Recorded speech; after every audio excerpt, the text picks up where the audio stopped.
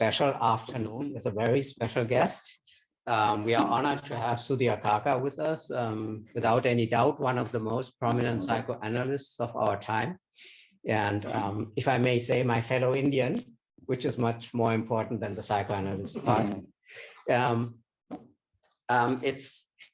It's really wonderful to have Sudhir Kakar with us the second time in this year. And next year, we are expecting you to return again. And it's really wonderful to have you here, but the really bad part about it is that introducing you takes so much time that I try to come up with a short version, which is still too long, but you will like it. Okay. So just for those who are not familiar with Sudhir Kakar and his career, just a few hints to some spots in your career that were quite important, I guess. So you took your bachelor's degree in mechanical engineering.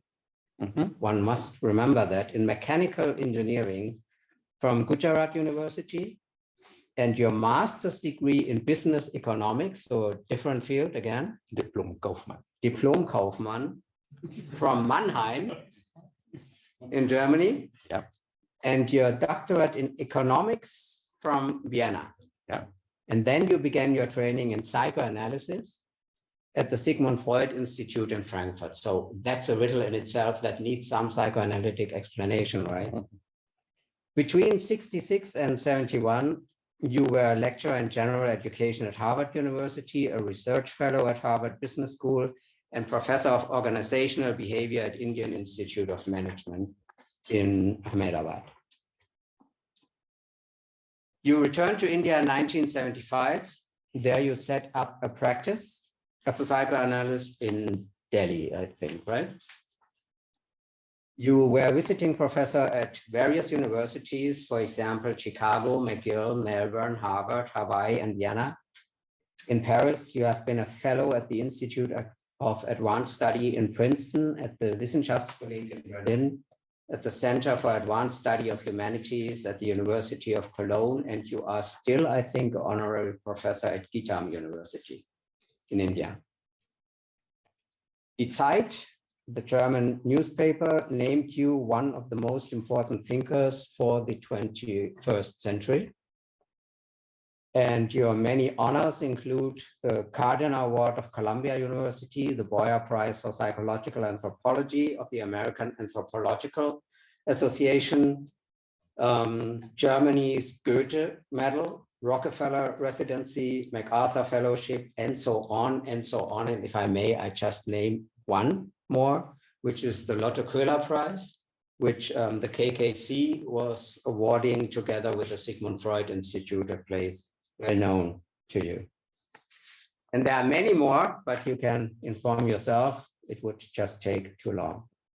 You are a very busy writer. You wrote 20 books, or more than 20 books, I think, right now, of nonfiction and even fiction books. You're writing novel-like literature, and some of your more prominent works include The Inner World, which has lived through many reprints, Shamans, Mystics, and Doctors, Tales of Love, Sex and Danger, Intimate Relations, The Analyst and the Mystic, The Colors of Violence, Culture and Psyche, together with your wife, The Indians, Portrait of a People, and with Wendy Doniger, the renowned Indologist from America, you wrote a new translation of the Kama Sutra, which I read with some interest. And there are still some publications in press. One is Brotherhood is Now a Distant Aspiration. Has that already appeared? No, it's still in press. And he is also publishing a book, which is a result or an outcome of the award of the Lotte Köhler Prize. And actually, our conversation will deal with some aspects that you mentioned in that very book. So I hope that will do.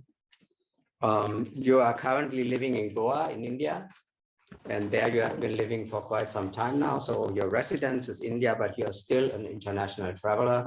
You came to Bochum from Rome, where you participated in another meeting, and that is still your life, traveling around the globe. So we are really honored to have you here, that you did us the favor to return.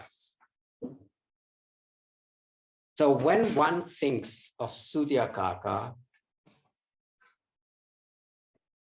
I would say most people would consider you a psychoanalyst. So that is the field of research that somewhat would relate to you. Is that a fair assessment, or would you say that's too narrow? Well, first, just let me thank you for your very kind introduction. I need to be a little loud, I think. And all the books, etc. If you live long enough, they just happen. So that is fine. So yes, I think I would call myself a psychoanalyst, but also perhaps cultural psychologist with psychoanalysis as the psychology and culture India as the culture. So in that sense, I would combine both. Mm-hmm. Well, as we all know, you are, I'm not sure if it's fair to say you are a student of Erik Erikson, so one of the most prominent psychoanalysts and maybe psychologists of the 20th century. Would you say that the description that you gave about yourself also fits to Erikson, that he was more than a psychoanalyst? Yes, I think, in fact, it is the model or the imitation of Erikson as a psychoanalyst who also goes into the culture, because I don't know if you know, probably most of you know his book, Childhood and Society, where he was one of the first psychoanalysts to go together with the anthropologists into the field of an Indian tribe, and then to see how to get them, marry them together, psychoanalysis and anthropology of a kind. So I would say he is, and in fact, his notion of identity is the one which kind of marries both. Identity is not only subjective, personal, but it has a social dimension, that it has to be recognized by the others too, that this is you. Because if my identity is not, if I say I'm Jesus, it says no good till the other people also say I'm Jesus, then I can walk on water. But if the others don't say it, then I go into some institution. Mm-hmm. So I think Erikson was for me a very important person. Mm-hmm. He was, if I might say, important not only intellectually. I adopted him as my guru, and that is, I think, the Indian way, which is very different from a teacher. And the guru, to adopt somebody as a guru is not a very fashionable thing. But what it happens is that if you have that fantasy, there's a huge idealization of the teacher. And that idealization opens up something in you. There's an identification and an idealization. Those are the two also which are the ingredients of love. So you fall in love with it. And if you fall in love, what you start absorbing is much, much more than if there is a distance with the teacher. So I felt myself, when I was teaching as his assistant, I didn't know psychology, I had just been economics. The amount of psychology I learned so fast was just through that idealization and the surrender to the person. I think we underestimate the power of surrender. I think our ideas of, very rightly so, psychoanalysts, especially the emphasis on personal agency and autonomy, absolutely right. But as if sometimes it becomes too much. There's a grandiosity in that we can completely control life. That life is also something which happens to us, not that we can always control it. And surrender really does, as I said, you absorb much more. After that, yes, once you then be critical. So, then one also says, the Japanese also say it, kill the guru when you meet him on the way, but that is after he has been the guru, not immediately the guru. So I would even suggest, nobody would listen to me, that in our current models of seminars and education, we do not stress that critical part immediately. That is when you are really closing yourself to absorbing more knowledge than you would otherwise do. In psychoanalysis, we know that when after time the idealization happens, of course, you don't accept the idealization, you keep quiet about it. But the receptivity of the client is much higher of what I'm going to give than if there was a distance between the two. So this is, I think, what I learned from Erikson. And the second thing I learned from Erikson was the generosity. In a seminar, when I was sitting with, and there everyone is talking, small seminar, and of course, as a young person, you think, ah, what nonsense this man is talking, and what nonsense this is talking. And Erikson would be listening, and then he would repeat what the other person is saying, but always adding his own to it. And when he added his own to it, what the other person had said suddenly became something enlightening, something very innovative. And the other person, if it was me or anyone, would think, I said that. And that kind of lifted up always a seminar of a kind, in a way, which I felt, which I think was one of the learning of the generosity of the spirit to be able to give and not say, I am doing it, you have done that. So those are lots of things I learned from Erikson, but I can't keep on going it. No, that's already some interesting information. Allow me to start with what I call the riddle within your biography. So especially under psychoanalytic perspective, biography becomes quite important. So I would like to understand what made you shift from mechanical engineering to economics and end up in psychoanalysis. Help us to understand the path that you took.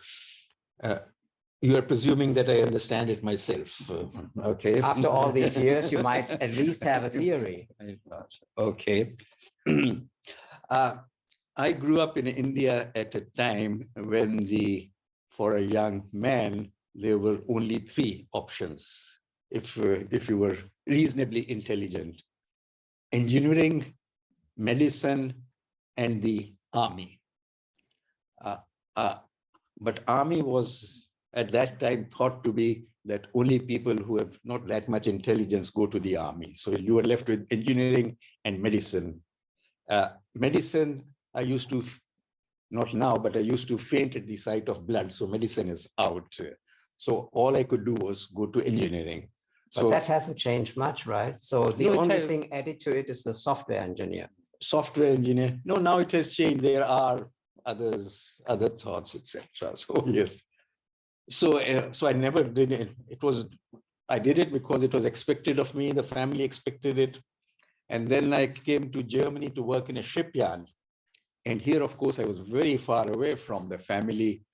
And at those times, there were no telephones. They were, but you were much too expensive. And here I started discovering philosophy, art, had friends. And so I said, this is engineering, what have I been doing? So I started discovering myself, and I think a little. And so I wrote to my parents, I'm going to do philosophy. Yeah. And of course, there was whole concentration of the family. We have sent you to do engineering and you want to study philosophy. So there was letters between myself and my father, but the letters used to take 15 days because they used to very slow. And so we compromised that economics is between engineering and philosophy. So that's why I did then master's economics.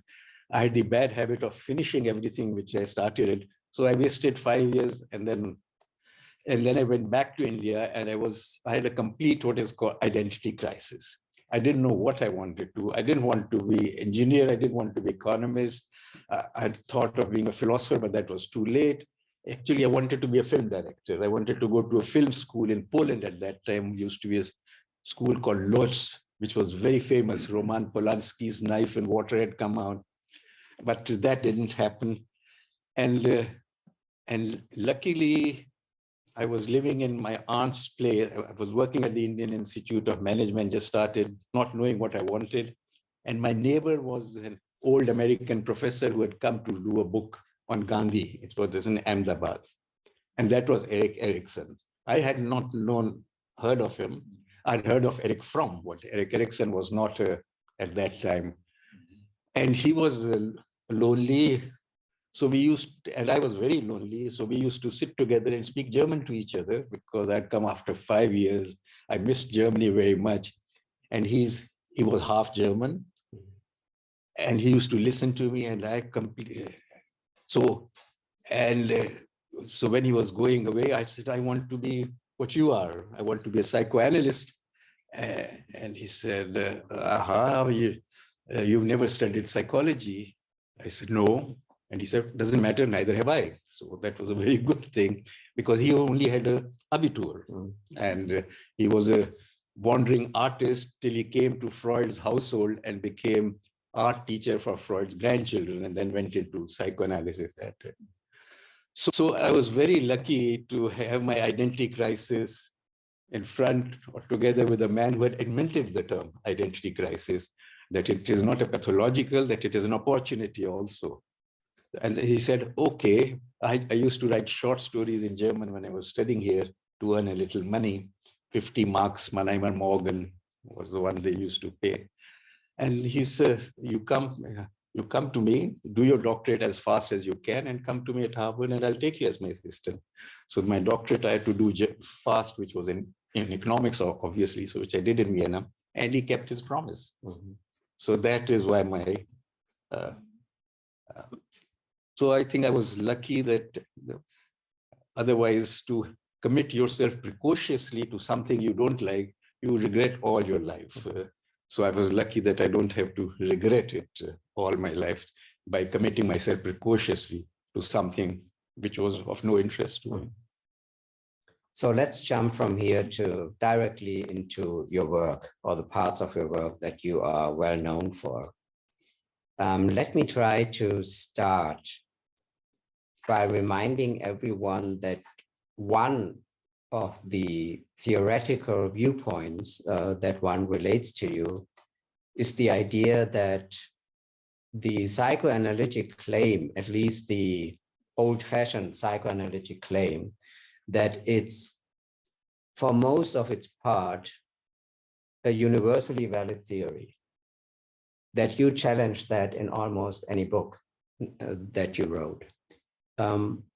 How did that challenge develop in you? So what experiences did you have in order to doubt that universal approach of psychoanalysis, at least of classical psychoanalysis? The challenge means that, that psychoanalysis as a universal enterprise, I would just want to change it as a global enterprise with cultural nuances. So it is not a dismissal that psychoanalysis is not right, but that its cultural nuances are very extremely important. How it happened was through, of course, my own analysis in Germany, 5 times a week on the couch, and my analyst, the Freud Institute, who's started there are things which don't kind of get the attention which I think they should receive.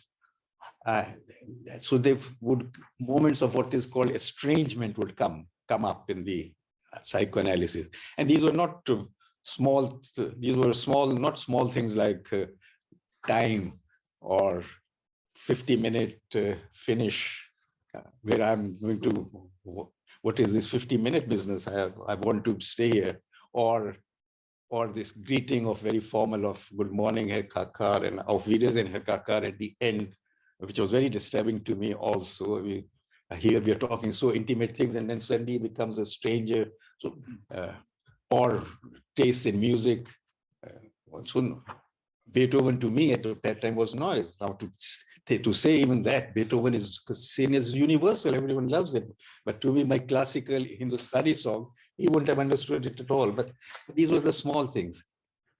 I think the bigger things were kind of attention for instance, it's only the parents. Now, I had grown up in psychoanalysis. I mean, if you're talking about your father, mother, those are the ones you immediately come to talk of, which is fine. But I had grown up in a more extended family, at least very often, where aunts, uncles were extremely important. So to not have them paid any attention and everyone reduced to the parents, to me didn't sound completely okay. There were many such things of, but the thing was, this all disappeared because there were the universal parts which were being addressed, and he was very good,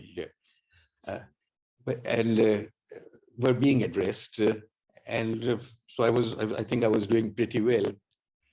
But what happened was that in the analysis, because you are what is called transference or love with the analyst, you put down or put out cultural parts of yourself which you think the analyst won't understand. So you cut off a big part of yourself, which because you don't think the analyst will understand. It's not that the other parts were lies. They were also completely true. My fantasies of sexual, aggressive, father, mother, all are completely true. But there were parts of it which I felt he wouldn't understand. So this was the start of it. And then, of course, then when I went to start practicing in India, was also a very, very different kind of a thing, where the culture came immediately out of what is expected of a therapist, the guru, not the doctor part. Now, of course, the guru is also true in the Western psychoanalysis, but that is a very hidden one. Here, one thing is a doctor-patient, but it really has a doctor-patient is, I think, because that is much more acceptable. But to think that the analyst is also kind of a guru figure, that is not an unacceptable thing. But it is also true. But there, of course, the doctor-patient goes very much down. So you have to deal with that. So all those kind of things are the ones which started off. Yeah. You at one point, at least in your intellectual development, you started stressing the idea of cultural imaginations, right? Mm-hmm. That somehow influence the concepts that we create as tools in order to analyze in psychoanalysis or in any other scientific field. Mm-hmm. And even the way we appreciate the other person, or we try to understand the other person, is somehow influenced by mental representations that our culture offers us in order to help us in this endeavor. So what kind of cultural imaginations do you think make a difference when we compare the Western psychoanalytic approach to a so-called Indian approach? Well, as you said, the cultural imagination is the mental representations of the culture. Everything is, starting the proverbs, the metaphors, the modern and linear in films. You get it from all over. The differences where they started, I think, is everywhere. From very fundamental, what is male, what is female? It is not those kind of different. They are clear-cut differences. What is the goal of life? What are the obstacles on the way? What you should pay attention to? Even the ways babies are held, fed, which is all comes into the cultural imagination. Just to give the example of how babies are fed and held. And this is a very recent one, which I was reading, and he was saying in 2018, there's a United Nations one, that in the United States, babies are breastfed for 1 year or more. 6% of women do that. In India, it is 79%, more than 1 year. And after that, you are not given in India, for instance, spoon feeding, but mother feeds with the fingers, with the hand in the mouth. Then there are no strollers, but carried on it. So the skin contact with the babies is much, much longer than, say, comparably in the West. I was looking up the 1930s when the psychoanalytic theories of Melanie Klein and all the maternal, how the babies were fed, etc. Not much difference. They were even worse than that. I mean, I would then imagine that in that cultural imagination, the theories which would come out of infant mental life psychoanalysis would be very, very different than in the Indian one, where this is completely the skin contact, etc., is very different. So that, for instance, is just one example of it. But as I said, there would be examples, many, many such examples. Mm-hmm. What about the relationship between the psychoanalyst and the patient, if we call him patient or her patient? Is there a difference that you feel when you are doing psychoanalysis with Indian patients as compared to non-Indian patients? It depends. In the beginning, of course, when I set up a psychoanalytic practice, psychoanalysis was not really known. It was known, but in very small class. It still is. As the thing is, why we don't get too much from non-Western civilizations like India or psychoanalysis contributions is that psychoanalysis, the patients are the same. They are saying that they belong to the professional classes, doctors, engineers, their children, all who have been Western oriented, advertising professionals. So the patients, they may be Indian, but almost, of course, they're not completely the same, but the class is exactly the same. But when I started it, they didn't know psychoanalysis. So the patients I would get were the ones who had gone through all the exorcists and the shamans and all. And then they'd heard that there's a new kind of a brain doctor. So I had the prestige of the brain doctor from the West. So they would come, and that was then for me, who would, first of all, they should talk. I mean, that is nonsense. I'm the doctor. I should be telling them what's wrong with them, not the other way around. And then to get them to go on, that biography is important.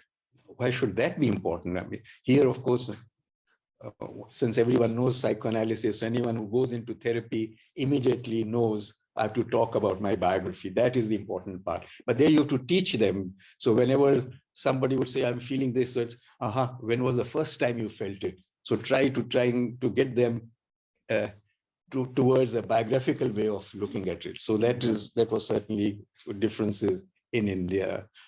And of course, the difference was that the language. They didn't have the language which is very, very difficult, not difficult, but not impossible. The language, most people who go to psychoanalysis or psychotherapy in the West, they have the language. They've read all this resistance, aggression towards father, etc., or parents. They expect that lying down, which they don't have, which the Indian patients didn't have at all. So one didn't have to cut through the language, because mostly language is used as resistance in psychoanalysis. So their feelings came up immediately because they didn't have the language. So that was an interesting part to know that. So one didn't have to cut through that. Well, I mean, I can keep going on. Yeah. No, I think that's a good point to ask you before we open the discussion. A last part of our conversation could be to give us an example of a therapeutical setting or an interaction between a patient and you yourself as a psychoanalyst that makes it more clear what dynamics are going on. Okay. Concerning even the quality of the relationship between the two. Okay, let's see. I think I have first two sessions of a case where I think Indian way, which you asked me, all right.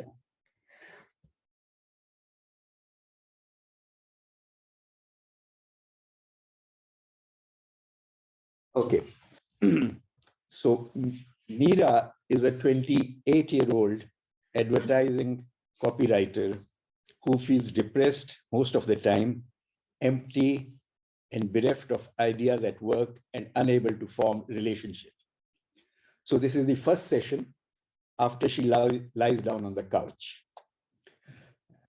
We are both silent for a couple of minutes, although I imagine the silence seems much longer to her as she starts becoming anxious, the mix of hope and fear with which a patient begins an analysis sliding into the latter, into the fear.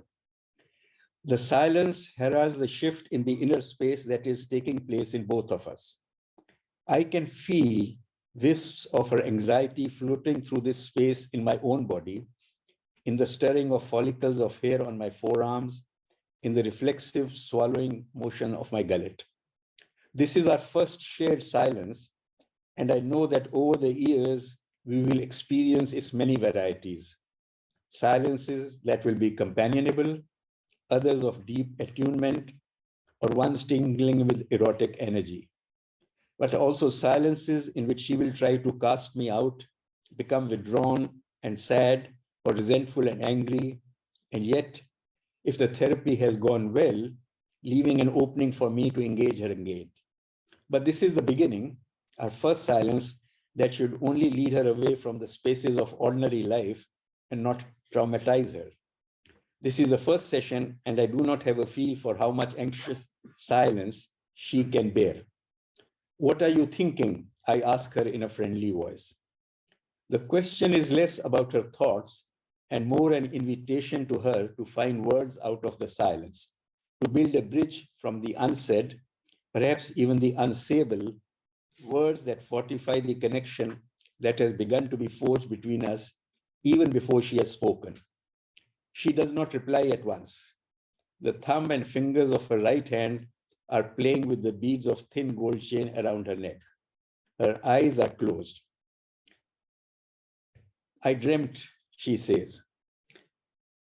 I'm in a paddy field, she begins in English. There's a low bund going through the field and you are on the other side. I step over the bund to you. She waits and then switches to Hindi. There was a pleasant feeling to the dream, she says. A paddy field, I say musingly to both of us. She takes ownership of my pensive query.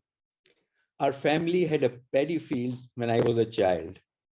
I remember walking with my father on the narrow mud embankments separating the fields. I would hold on tightly to his hand so that I didn't slip on the wet earth and fall into the flooded field. I remember my father overseeing the women planting the seedlings, bending down from the waist, their saris pulled up to the waist, their legs exposed. The women sometimes sang. We would listen to the song for a while before we returned home. I feel the sadness in her voice, inchoate memories without words of the losses in my own life begin to stir. It all changed after my 12th birthday, she says. My father became distant. He no longer took me with him on his tours of the fields. I could no longer hold his hand. He would stop me from giving him a hug.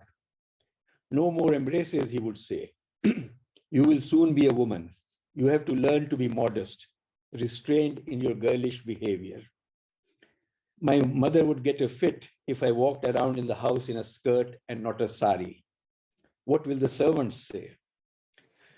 I'm aware that she has also dreamt this dream for me. Indeed, all dreams of a patient during an analysis, or even shortly before starting one, are dreams she dreams both for herself and for the analyst, whether or not he figures explicitly in them. I let the dream swirl in my mind like a cube of ice in a single malt whiskey to which I am partial before taking the first sip. I have taken her dream as mine. I dream her dream of hope and fear. It seems the dream is telling us of your hope in the work we are about to begin together. The tender shoots of paddy that have been planted, your feeling of well-being as you cross over to me. Band in Hindi means closed, but there's a reassurance in the dream that the way is not closed but open, I say. My interpretation of Mira's dream is at a basic level, more in service of creating a relationship, deepening our connection than in insight that surprises her. It is but one thread in the weaving of her story that will feel true to both of us. For as she spoke, and I let my mind wander in the landscape of her dream, there were other meanings also jostling for attention. The first sentence, I am in a paddy field, was in English. Mira did her BA in English literature from the capital's Lady Sirinam College before taking a course in commercial art.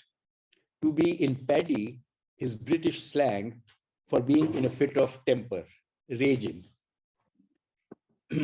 At the father for turning away so precipitately from the girl who was becoming a woman? I sense her hope that I will repair the damage caused by her father's withdrawal, rid her of the noxious rage, but also her warning that I could be its target whenever my image in her imagination becomes fused with that of the rejecting father of her teens. In the third session, almost at its end, after we have been silent for a while, her silence brimming with the unsaid, I can feel her struggle between words, simultaneously reluctant to leave the refuge of the silence and in their wish to communicate with me. The balance finally shifts in favor of speech. There was something else in the dream I told you about the first time I came. Beside you is a round pillar that comes up to your waist, like a Shiva Lingam. Shiva Lingam is Shiva's phallus. It has an odd color, more of brick than stone. I have an urge to kneel down and hold it. I become aware of noises from outside the room, a rickshaw with a defective muffler passing on the road, the washerman next to my house who has set up a stall on the footpath for ironing clothes, scolding his teenage daughter. Furtively, I look at my wristwatch. There are still 10 minutes left till the end of the session. I realize that the shift in my attention is due to my reluctance to engage with this fresh image of Mira's dream. I close my eyes. The outside noises recede and wisps of my earlier state of reverie begin to trail into my consciousness. An image floats up. There's the story of a boy, a great worshipper of Lord Shiva, who flung his arms around the Shiva Lingam and clung tightly to it when Yama, the god of death, came to take him. Defeated, Yama had to go back empty-handed, I say. In choosing to view the phallus solely as one of gray or black stone of Shiva, Mira is colluding with me, picking up on the meaning I've assigned to the lingam of a dream. She says, isn't there another version of that? When Yama tried to pull the boy off, the lingam broke. Shiva was so angry at the damage to the lingam that he cursed Yama that he will no longer be able to carry out his assigned task.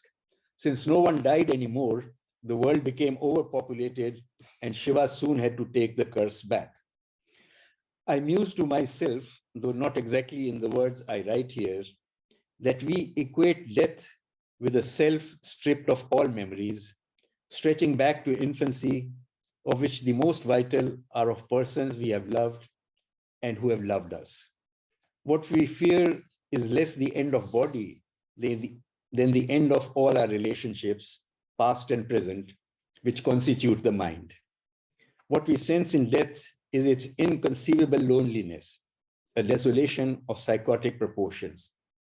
Mira has imbued the lingam of a dream, a phallus which is both mine and not mine, with a godlike power that can keep at bay the unimaginable dread of a self that is empty of all ties.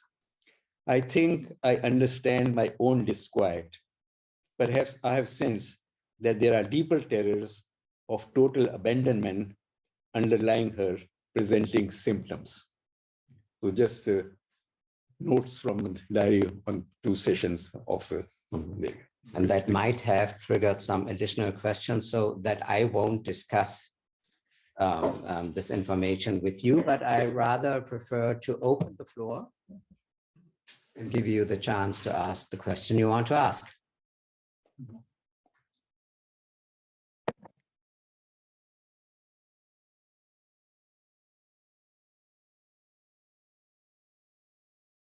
And of course, that's true for the outside world as well, who's participating online.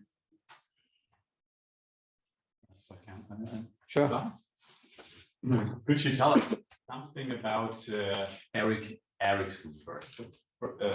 His famous research describing in childhood and society, you named it, and he did with anthropologists. Had you the impression that Erikson was reflecting on his theoretical psychoanalytical vocabulary when exploring these strange societies? I don't know. I don't know. In the book, you can. It's hard to see. And it's hard to see whether he was already inclined towards that and went towards with them to more, or whether they were responsible or at least provoking. And there, so yeah.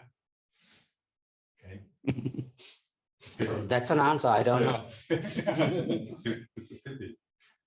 Because it's interesting, because Erikson, in my view, very stupidly was criticized for being a Western American white psychologist or psychoanalyst. And this critique ignores completely sometimes, or very often, that Erikson did this kind of research with in cooperation with the anthropologists. But it would be interesting, how much was he provoked by what he was exploring? Relate to the what did you theoretical language? Yeah, I think Erikson was most criticized, and still is, by many psychoanalysts, of not being psychoanalyst enough. That it was too much social, and psychoanalysis have always been, or many think that psychoanalysts don't pay really enough attention to reality or have interest in reality, outside reality. And that's why Erikson was criticized, that he pays attention to outside reality here. And I think that one of the problems which I see with psychoanalysis is that its self-identification is that we access deeper layers of the psyche than other psychologies, which are concerned with the social and the universal. There's something innate biological drives which we access depth. Now, whether it's true or not, we leave it, but that is their self-understanding. But which is also not a really correct thing, because the nature which you feel you access is also socially constructed and cultural. For instance, there are analysts Mitchell and Harris point out that the psychoanalytical nature of the unconscious id of the drives so dark and dangerous come from an idea of nature of the primeval German forest, where Hansel and Gretel get lost and red wolves come for Red Riding Hood. It's all very dangerous stuff. Now, the American relational analysis, the nature is not that dangerous. So the Indian nature is a completely different one. The Indian nature, idea of nature, comes from the forest, which has animals and all, but it is a much more life-giving and nourishing one. In fact, one is supposed to go at a later stage of life, at the third stage, when you are 50 and all, is called retreat to the forest, to start your journey, your spiritual journey. So it's a forest is for consolation, solace. So it's a much more friendlier one, which of course then would be very, very different on how psychoanalysis. So you would, yes, there are dangers, dark, but it is also, there are lights in forests. So that the unconscious is not only dark and dangerous, there are also source of the eros of life-giving, life-sustaining forces, of which should also be true. Which of course, I mean, I think Freud did realize, because when he says the unconscious id expresses the purpose of life, of the innate needs, one of those innate needs is the life-giving, life-sustaining, the erotic things of to remove the inhibitions from that, which so well, I went on too long. Okay, I could go on longer. It's also interesting. I could go on longer on this. It's also interesting to remember that it was Freud who wrote to Romain Rolland and spoke about the Indian jungle, which is his understanding of a forest. And it's not a mere forest, it's even a jungle, right? So, which makes the forest much more dangerous, even for Freud to enter.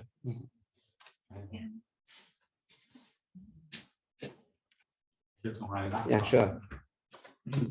Because you mentioned the relational approaches in psychoanalysis today, would you say that these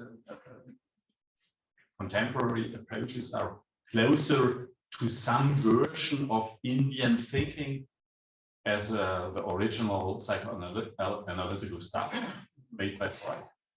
Yes, I think the relational approaches would be here. Okay. Yeah. Leon, come on. Hello, and nice to see you again this year. I have a quick question for you. We don't hear you. Oh, you don't hear me? Just a second. Hello. Yes, can you hear me now? I can hear you, Leon. Ah, Anoop can hear me. So yeah, that's fine. Fine now. Now you can hear me? Okay. Go ahead. Go ahead. Okay. Well, I was first saying that it's very nice to see you again in Bochum, and thanks for visiting. And I have a quick question for you.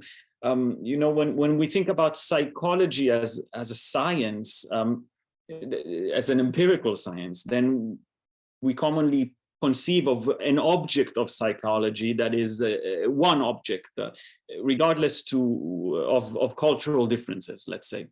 And in this sense, the difference between the object of psychology and the object of psychoanalysis is important to distinguish. And I wanted to ask you, what do you think about this difference between the object of psychology and the object of psychoanalysis? And how would this difference, in fact, produce the receptivity of psychoanalysis to the particular and the singular, as you express in your perspective?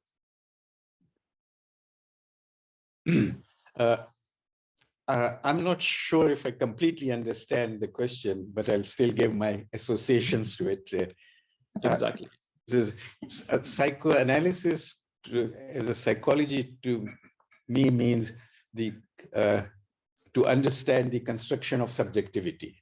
So that subjectivity is the most important part, and how is subjectivity constructed?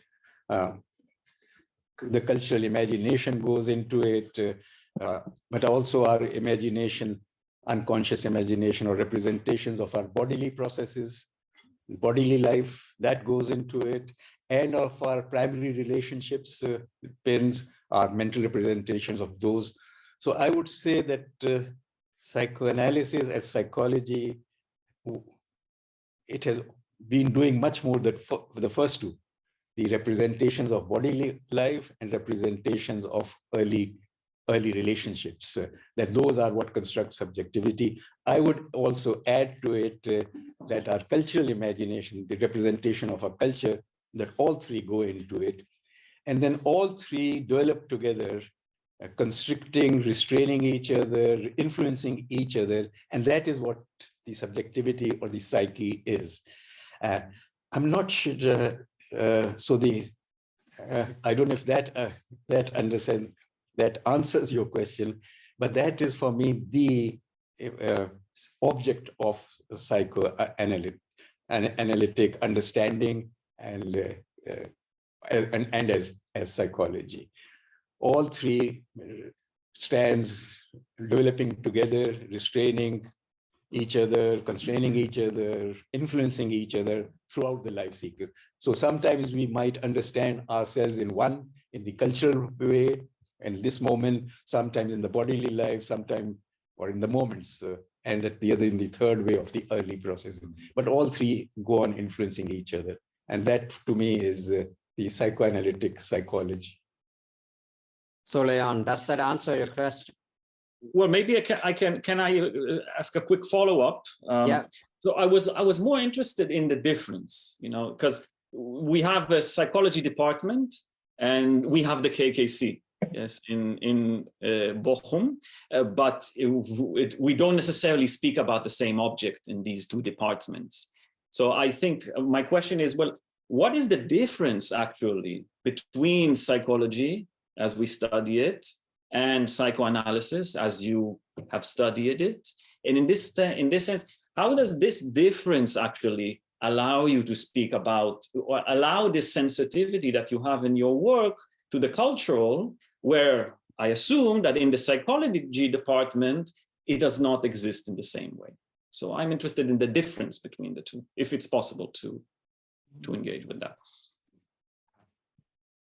It would be very difficult for me to address the difference since I'm not familiar with the psychology department of what it does. But I think we were talking of it yesterday, that the cultural part in the psychology department, if it is done, is it done in the cross-cultural psychology, as they call it, whether it is done that way, that one assumes that this psychological something trait, etc., is now let's go to different cultures and find out whether they think the same, whether it's that, which is not the way the psychoanalysis will work at all, because it would not assume that it is that and that we go and test it out.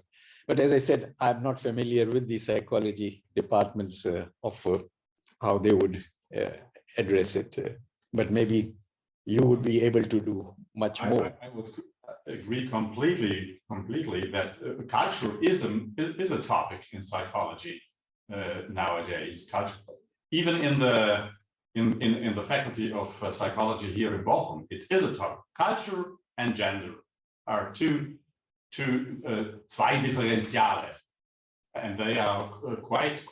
But the way they treat with culture is what you are saying.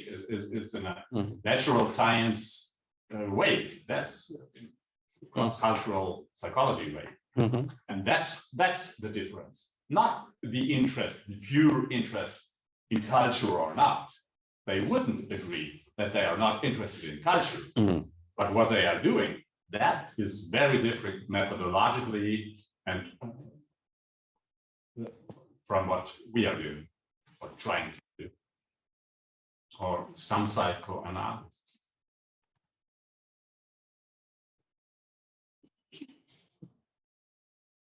Leon is smiling, which means he is satisfied.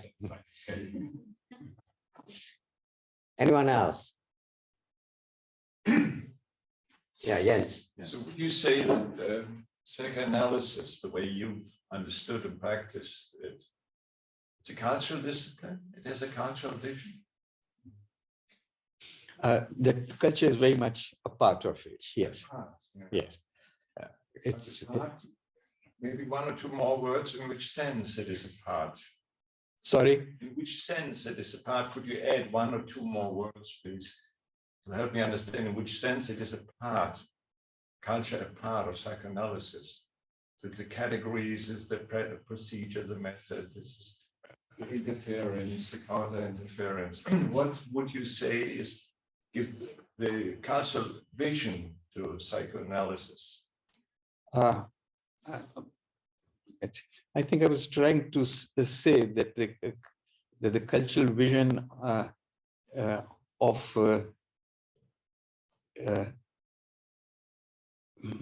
let me see where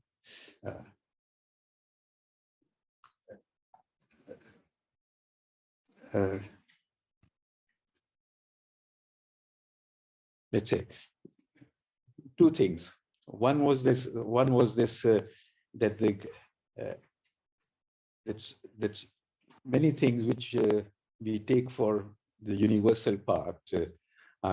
One should have a look at the cultural lens. Is it so universal? What is the cultural lens? Basically, for instance, take it for granted the differentiation male and female. Is there a cultural differentiation? Yes, there is a cultural differentiation of male and female, because where do we get our representations of what is male and female? Yes, from the bodies and all which we see, but the cultural part comes in of what does a male say look like and what a female look like, and that starts coming, say, I don't know, Bochum, the museums, but everyone goes to the Greek museums, and there you see the bodies of what male bodies are and what female bodies are. And there are male bodies are they're hugely muscled, big ones, strong, etc. That is what male body should be, or the cultural one. In India, it becomes very, very different. There are no muscles. Buddhas and all, they are all much nearer the female form. There's no muscles, very supple. Some breasts also, little breasts also. So there, the distance between male and female is not that strongly as, say, in the Western ones, which culture represents. So these are the kind of the cultural part in the basic of, say, male and female. You will also start getting, if one starts going to basics of what connections are, what is a parent, what is a father, mother, parts. So I think some of our basic categories which we think are universal have cultural components like these. If I understood Jens correctly, he would say, this is your version of psychoanalytic thinking. This is psychoanalysis as it should be, culturally reflected, but this is not the mainstream in psychoanalysis. Yeah, okay. Would you think you find responding to your vision something in Freud? Is Freud for you an important figure for the cultural vision of psychoanalysis that you have in mind? Actually, yes. Yes. Okay. Let me put it that way, because this is since I've just done it. In psychoanalysis, the International Analytic Association has every year 100th year of one of Freud's Schriften, one of his writings, and they ask analysts from various countries to, how do you look at Freud's this book or this? So this year was the ego and the id, Freud, and so I was also part of it to look at it. And what you start noticing is, or what at least my notes was, that Freud's style is a very important part if you want to understand Freud. This is at least what I said. What Freud does is he looks at, say, I'll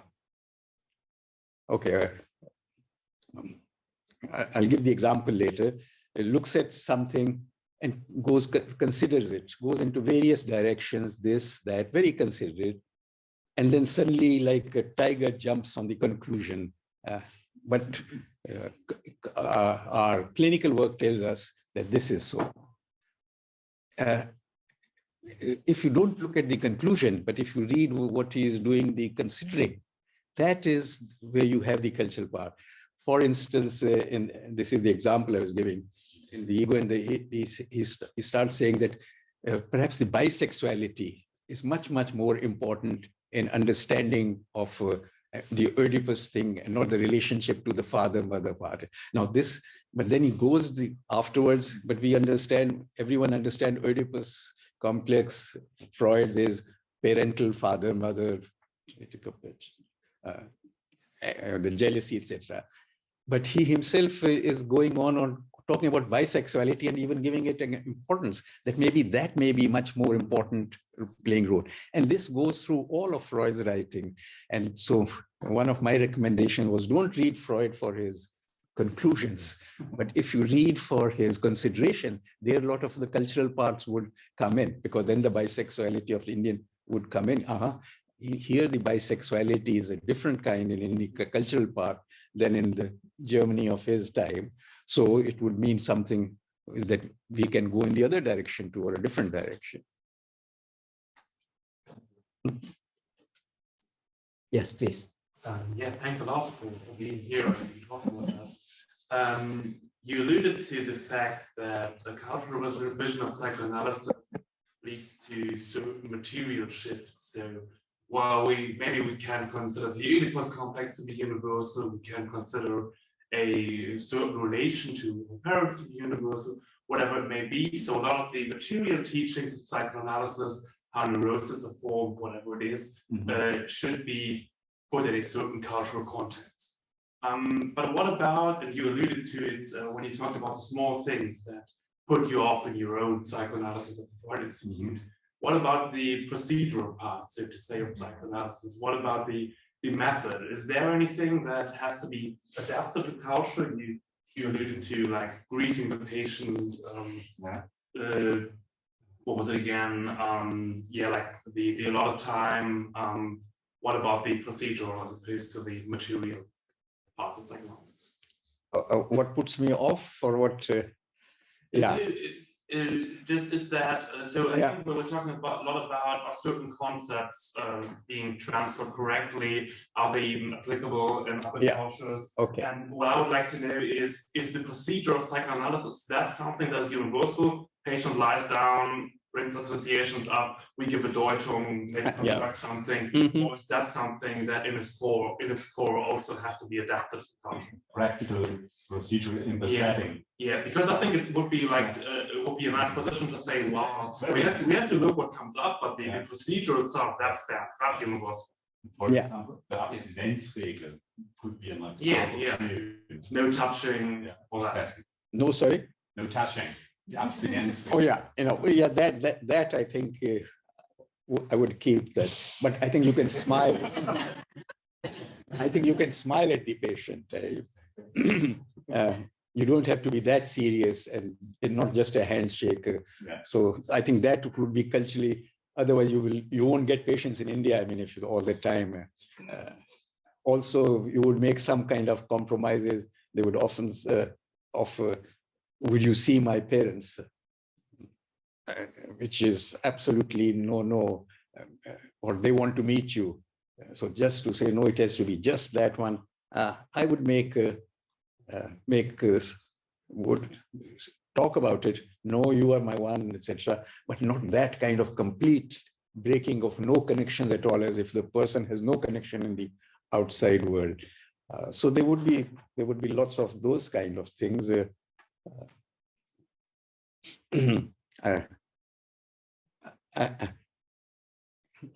I remember one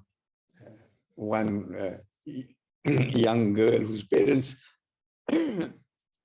brought her because she was getting depressed. It was an arranged marriage. She was going to have an arranged marriage, and she was getting very depressed because obviously she was not interested in getting an arranged marriage.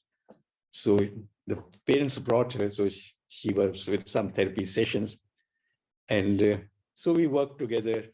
And so she went home, and she's not going to get married.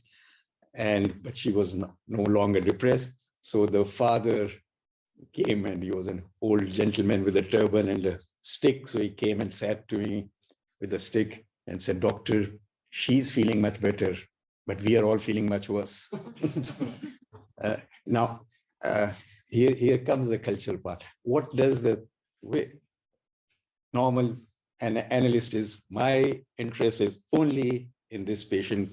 All the rest is completely unimportant. Her interest, her feeling better. As an Indian, I follow the professional analytic part, but somewhere I feel, I wish there could be some balance here. I wish this kind of an idea that he or she is the only one in the world and no one else. So I feel unhappy about myself following the where my professional identity and the cultural identity come in clash. If I may add, the question was framed in a way which makes us believe, or at least assume, that on the one side, we have the psychoanalytic theory box with all the concepts and tools and whatever scientific language uses. And on the other side, we have the method, right?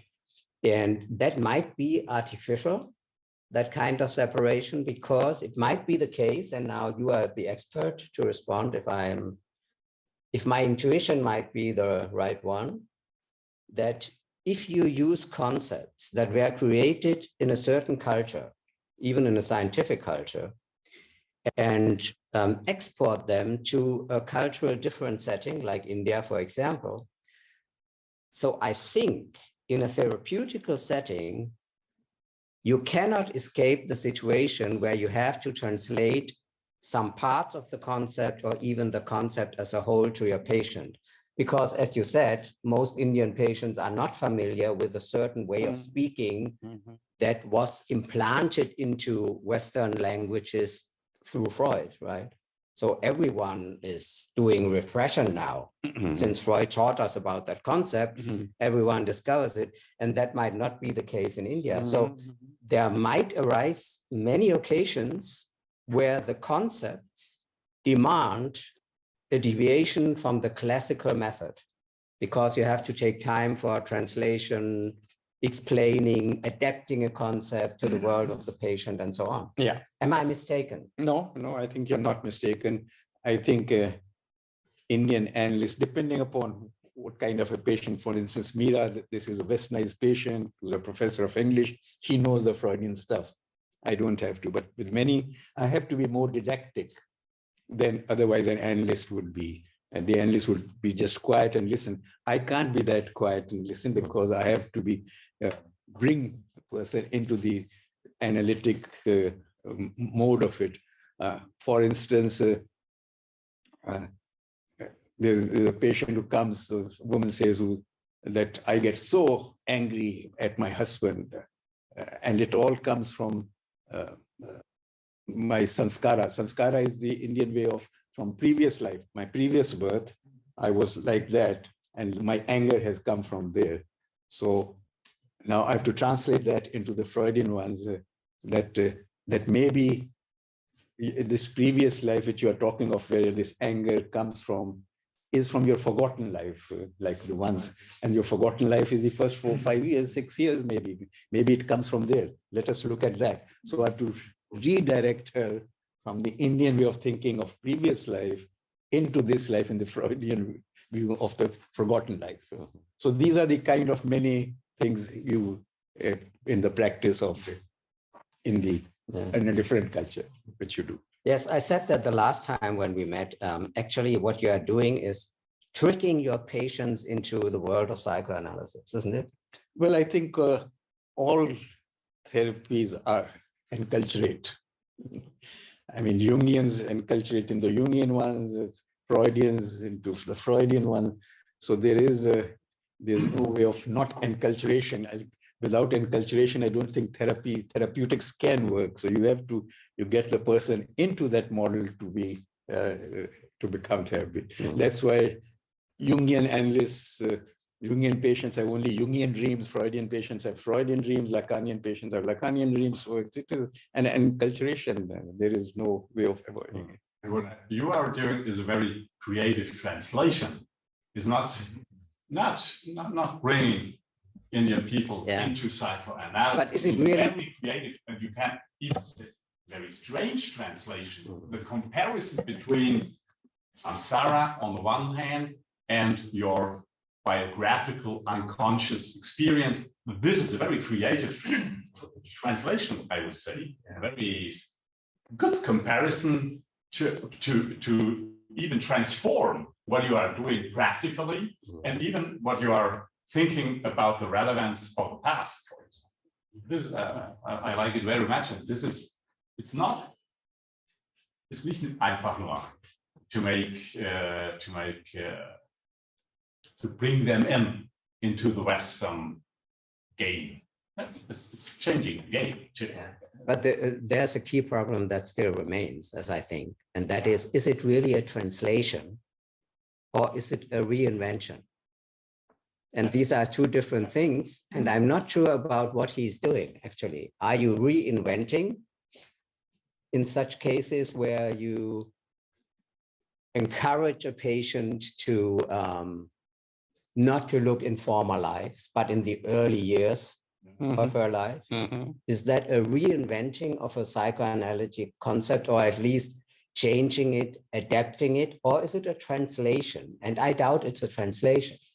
If it's a translation, the philosophy of science would be quite satisfied with what's going on. If it's an adaptation or remodeling or even a reinvention, then you would have some problems. It would be adapting, saying that samskaras you are talking about is a forgotten life, but there is a forgotten life in your life here.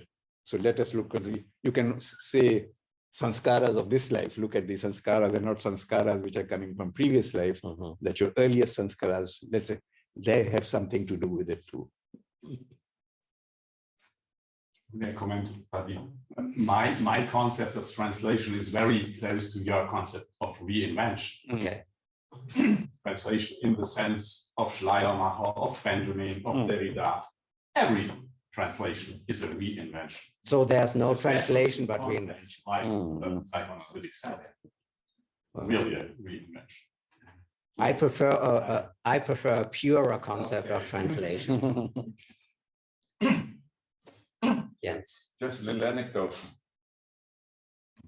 We lived for a number of years in Canada, in West Canada, and my wife and I, we worked with indigenous people, and we worked for a while with a psychotherapist, not psychoanalyst. And we were at similar points in our discussion. We said there are a number of indigenous visions that you can't just translate into Freudian language. You have to reimagine them. You have to reinvent them. And he used the term as well. For example, in traditionally indigenous people in Manitoba and Western Canada, for example, an individual form of sickness is usually conceived of and felt of as a disturbed balance in the community. So there is not really an individual sickness. If an individual falls sick, there must be a disturbed balance in the whole community. So the therapist has to investigate what is the disturbed balance. In most cases, in a reserve living indigenous person, it's not difficult to find out what is imbalanced. But this is an idea that he says, I never found in Freud, in any European psychoanalyst, that you have to go to understand the individual into the community to figure out what is the balance that should be and could be. So it's a very specific local thing. And I don't find any vocabulary in Freud and Freudian theory. So I have to psychoanalytically, with the spirit of the psychoanalyst, to reinvent, to reimagine, to make it up. But we need it. Otherwise, we cannot connect to the thinking of our patients. What would you say to this reinvention? Well, there I can go to Erikson, who does have this, what you're saying about the disturbed community. His was that any event in a person's life has to be looked from 4 viewpoints, what he called configuration, and then you can get a meaning of that event, what that event means. First, what does that event mean at the present stage of your life? What does it mean? What does that event mean in your biography, in your thing? Then what does that event mean in the community's view stage? And what does it mean in the history of the community? So that individual and community, those 4 factors, if you looked at it, so that balance, for instance, would come into the same event in an individual's life. What does that mean in the communities? Is there something with the community? So there is in psychoanalysis also, at least in the Ericksonian one, of this 4-factor way of looking at the full meaning of an event, of the configuring of an event, not just of the individuals, and present stage, past, community, present, and past, all four together.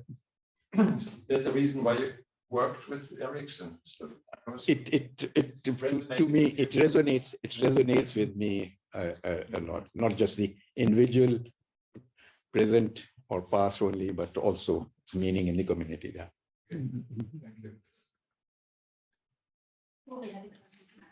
Yuri. Yeah, I have a question and a consideration. So let's start with the question first. You mentioned in the case that you brought us an example of a patient speaking a language and then switching to another language, right? In the middle of a session. So the thing is that my question is, we are talking about cultural differences and so on, etc. But does the unconscious know about cultural differences? I remember, I make a quick example. I was living in the US and I'm an Italian. Italian is my first language. I was living in the US and at some point in my practice, as an analyst, I remember doing a dream in which there was a English word in an Italian text, and that word I never heard of it before. But the thing is that it's not that my unconscious speaks suddenly start to speak English instead of speaking my first language. Is that somehow a bodily feeling, an emotion or something attached to sounds, to phonetic sounds that in that case were taken from English. That could happen with German as well, since I'm here. So the unconscious really, my question is, what's the relationship of the unconscious with linguistic differences? Because it seems to me that maybe it doesn't recognize these differences. And then this is my question, and the observation is on the example of the issue of translating Freudian concepts and theories into non-Western cultures. And in that specific case that you mentioned of the girl, the woman suffering from getting mad at her husband, I would say that we should be glad that we are translating or even completely reinventing the ways she will talk about herself, because this is the whole point. If she keeps sticking to the individual or familial or cultural or religious myth that she's spontaneously employing, she would probably keep being stuck in the same loops and repetitions. And so the symbolic violence, this is one way of putting it, it's somehow welcomed in these cases, because we want the patient to get rid of the individual myth or the religious myth that it's covering the truth. So this is my observation. Yeah. The last one first about you're right. Actually, the woman, you make her unhappier by bringing her, because she was quite happy. It's from previous lives. I can't do anything. But by bringing her into the Freudian one of it, you were saying it is your personal agency. You can do something about it. So you are going to make her unhappy before. But then you say you have to engage with it. So that is certainly true. I'm not quite sure about the language part, but my impression of when there are two languages, which often are in India, because the persons who come for analysis do know the English language also. As I said, the other ones were earlier ones, but mostly they do. It's very interesting that where the emotions are strongly attached, the patients don't use their own language, they use English. So when any father died or passed away, it can't be said in your own language. So with something which is emotionally very nearby, it becomes very, very difficult to say it. It is a father passed away. And that is when, as an Indian, I say, no, I don't quite understand it. Say it in Hindi. And then you start seeing the struggle and the emotions coming up. So strong sexual stuff and strong death kind of things are, which then you always say, no, please say Hindi. It's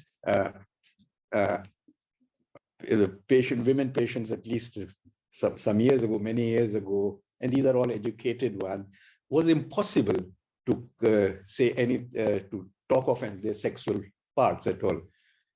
They would easy to say it in English, vagina, no problem. But to say it in Hindi, truth, that is a young 5-6-year-old where you heard with all kind of emotions, how terrible, how difficult it is, how dangerous it is, what will happen to it. That was impossible. To say it in English, it's easy. Then to say, no, please, what do you say it in English?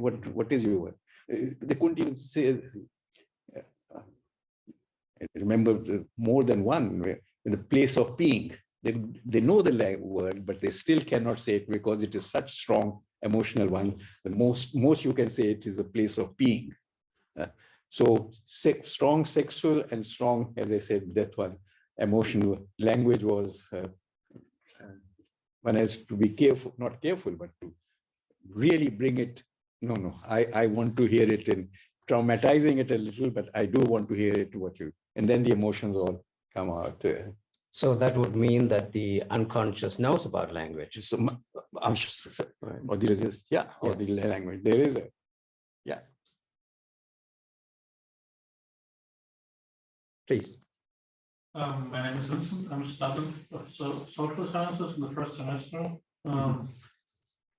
Yes, my question is, you talked about the life before we lived. You told that Indians believe in this. I believe that I was born in Germany not by accident, because my parents are living here, and I don't believe in incarnation. Which implications bring it in therapy? Was it that the people believe that they had a life before the actual life? Does that bring any implications with it?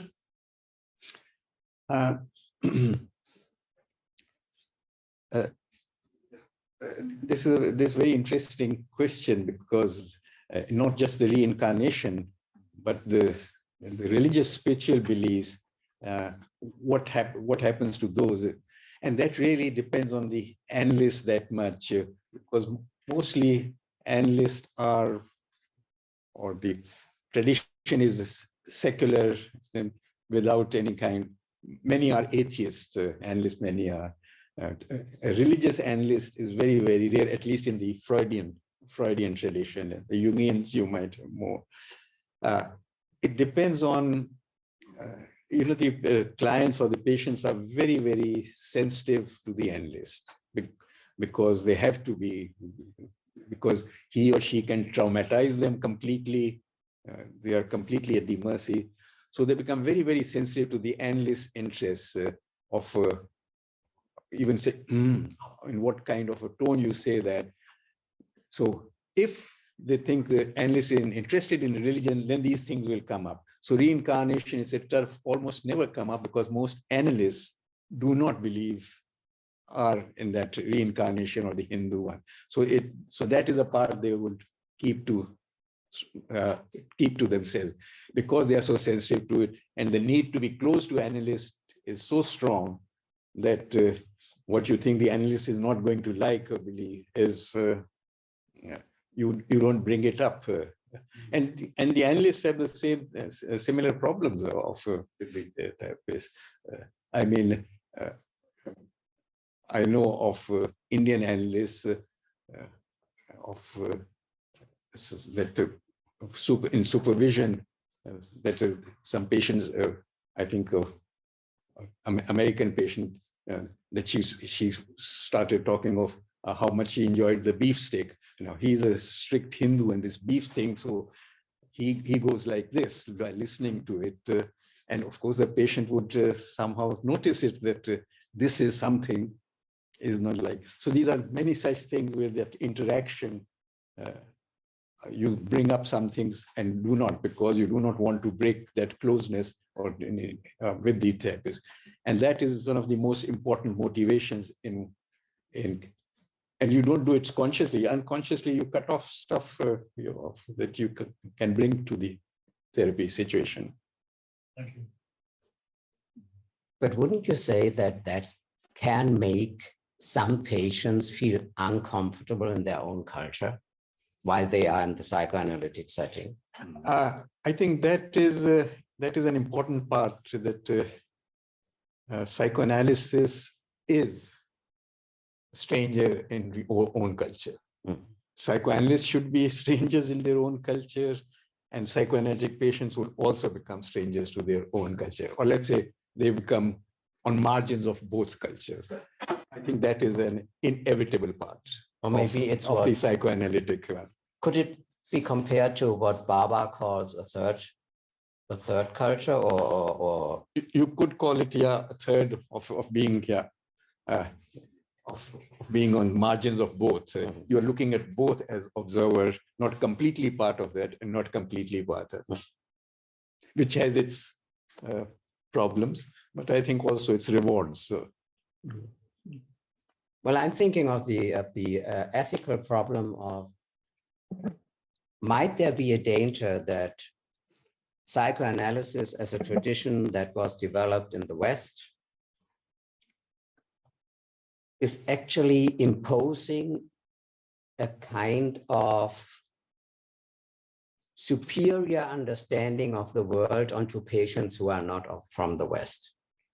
So for example, if you are not willing to take part in their religious belief about rebirth, about samskara, and you are not willing, as you said. So what you do is you give them an alternative way to adapt their rebirth thinking into the world of psychoanalysis. But doesn't that bear the hidden message, your belief system is superior? My belief system is superior, but yours is not good enough for this therapeutical setting, right? That's an implicit message, isn't it? The implicit message is that if you are coming to me, then this is what I'm going to offer. It is the same thing with the guru. The one I'm going to, I know what his or her system is, and this is what attracts me. So the person who's coming to me is already attracted by the system, who already wants to be an individual in the psychoanalytic sense, away from the culture, because he or she found the culture very, very oppressive. Most do. Most who come to psychoanalysis are completely how to get free of the Indian cultural oppressiveness of the parents. So they already know. So it is that kind of a combination together. Yeah. So your answer actually is, it's the same in a Western setting, right? Yeah. So people who would come from Vienna into a psychoanalytic setting would enter a different world. Yeah. Yeah. Exactly. And think of the realm of psychoanalysis against religious beliefs in Europe or in the Western world. It was exactly the same. The communication room in psychoanalytic settings was absolutely closed to the articulation of religious experiences. If you did that, oh my God! And in the last perhaps 20 years or so, there is some space for religion and religious beliefs in psychoanalytic settings. 20 years or so. I mean, Freud himself understood his own work as sort of Against. Yeah, against not religion in general, but specifically Catholic religion. In Vienna, 99% of his patients were, of course, Catholics. And he was extremely superior and dismissing. And I mean, his entire work was making people aware that they are stupid, that they're limited, that they have a very restricted horizon as long as they are Catholic. You know, they're needed for infantile, blah, blah, blah, and all the stories that you know. But he was aware, he would believe that he had to make them aware of the middle-aged kind of flavor that the religion had. And he didn't, not at all, accept them in equal terms. They were people who had to be colonialized. Well, And like, Yeah, of course. somewhat. Well, but Freud did have another side, not another side. In his correspondence with Romain Rolland, who was a Catholic very much. So Freud, rejection was of religious dogma completely, and the religious mythology, cosmogony. But he did give space for religious feeling, what we call the mystical feeling. So the religious feeling, he was okay with. He said, I don't, he said, in fact, that's when he used it. I don't have it because I don't have an ear for music, but I can see that people have ear for music. And so dogma and religious cosmology, those he believed, those were the infantile parts of it. So just to underline your remark, I mean, he considered himself and psychoanalysis as a, it's theory element to Viennese, to European, to the culture where he grew up and where he lived in. So he was sort of extremely opposing, and I saw psychoanalysis even politically as, challenge to dominating Catholic Church. It was basically a political theorist from this point of view, at least. well, we are running out of time, but I would like to give you the last word by responding to my last question, which is, amidst that discussion that's going on, not only in psychoanalysis, but in social sciences and cultural sciences all over the world, I would say, there's always the discussion, should we go with relativism or with universalism? And from your experience in psychoanalysis, what would your position right now be? What would you say? Neither. Neither? Both, or both, actually both. So with that there is that universe, I'm not a complete universalist and not a complete relativist. There are innate parts of us, but not as much as we think there are. And those, and everything is not completely for grabs. So there are, whether that universal comes from biology or universal conditions of human infancy or a combination of the two, I believe that, don't know. And same as the other part of that, that everything is cultural, isn't also true. So there's no radicalism. No radicalism. Yeah. Very Solomonic. So thank you very much. Okay.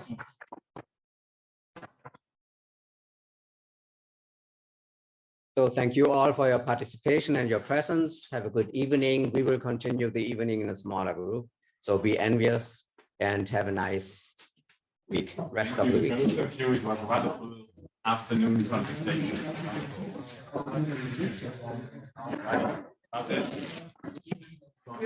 würde gerne noch ein Foto von Ihnen beiden machen. Ja, gerne. Falls wir nämlich die Aufnahme, also dass Sie mit der Videoaufnahme machen können, dann